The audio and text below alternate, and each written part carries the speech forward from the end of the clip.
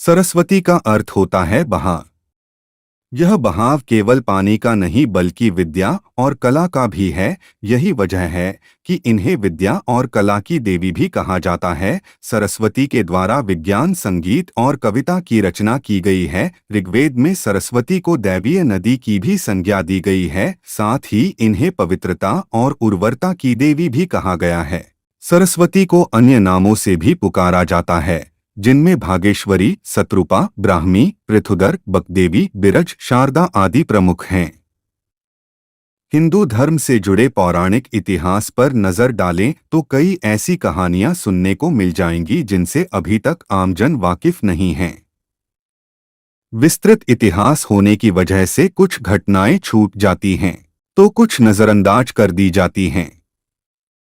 इन्हीं कहानियों में से एक है सृष्टि के रचयिता ब्रह्मा का अपनी ही बेटी के साथ विवाह करने की घटना। यह बात तो हम सभी जानते हैं कि त्रिदेव के हाथों में ही इस सृष्टि की बागडोर समाहित है। ब्रह्मा के पास सृष्टि की रचना का दायित्व है तो विष्णु के पास संरक्षण का। वही देवों के देव कहे जाने वाले महादेव शिव को विनाश का जिम्मा सौंपा गया है। इसी विनाश के बाद फिर से शुरू होता है सृजन का चक्र। ब्रह्मा का अपनी ही बेटी के साथ विवाह करने की इस घटना का उल्लेख सरस्वती पुराण में वर्णित है। सरस्वती पुराण के अनुसार सृष्टि की रचना करते समय ब्रह्मा ने सीधे अपने वीर्य से सरस्वती को जन्म दिया था। इसलिए ऐसा कहा जाता है कि सरस्वती की कोई मां नहीं, केवल पिता ब्रह्मा थे। सरस्वती को विद्या की देवी कहा जाता है, लेकिन विद्या की यह देवी बेहद खूबसूरत और आकर्षक थीं कि स्वयं ब्रह्मा भी सरस्वती के आकर्षण से खुद को बचाकर नहीं रख पाए और उन्हें अपनी अर्धांगिनी बनाने पर विचार करने लगे। सरस्वती ने अपने पिता की इस मनोभावना को भांपकर उनसे बचने के लिए चारों दिशाओं में छिपने का प्रयत्न किया, लेकिन उनका हर प्रयत्न बेकार साबित हुआ। इसलिए विवश होकर उन्हें अपने पिता के साथ विवाह करना पड़ा। ब्रह्मा और सरस्वती करीब 100 वर्षों तक एक जंगल में पति पत्नी की तरह रहे। इन दोनों का एक पुत्र भी हुआ, जिसका नाम रखा गया था स्वयंभू मनु। इसके उलट मत्स्य पुराण के अनुसार ब्रह्मा के 5 सिर थे। कहा जाता है जब ब्रह्मा ने सृष्टि की रचना की तो वह इस समस्त ब्रह्मांड में अकेले थे। ऐसे में उन्होंने अपने मुख से सरस्वती सांध्य ब्राह्मी को उत्पन्न किया। ब्रह्मा अपनी ही बनाई हुई रचना सरस्वती के प्रति आकर्षित होने लगे और लगातार उन पर अपनी दृष्टि डाले रखते थे।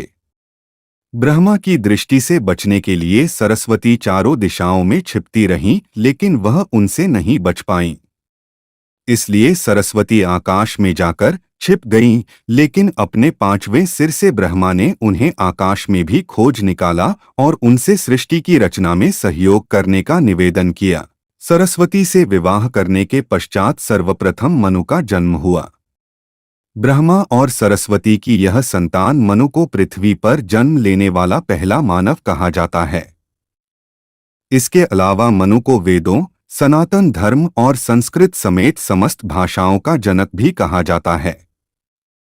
प्रजापति ब्रह्मा का अपनी ही पुत्री के प्रति आकर्षित होना और उसके साथ संभोग करना अन्य सभी देवताओं की नजरों में अपराध था। सभी ने मिलकर पापों का सर्वनाश करने वाले शिव से आग्रह किया कि ब्रह्मा ने अपनी पुत्री के लिए यौनाकांक्षाएं रखीं, जो कि एक बड़ा पाप है। ब्रह्मा को उनके किए का फल मिलना ही चाहिए। क्रोध में आकर शिव ने उनके 5वें सिर को उनके धड़ से अलग कर दिया। शिव पुराण के अनुसार ब्रह्मा के सर्वप्रथम 5 सिर थे, लेकिन जब अपने 5वें मुख से उन्होंने सरस्वती, जो कि उनकी पुत्री थी, को उनके साथ संभोग करने के लिए कहा तो क्रोधावश सरस्वती ने उनसे कहा कि तुम्हारा यह मुंह हमेशा अपवित्र बातें ही करता है, जिसकी वजह से आप भी विपरीत ही सोचते हैं।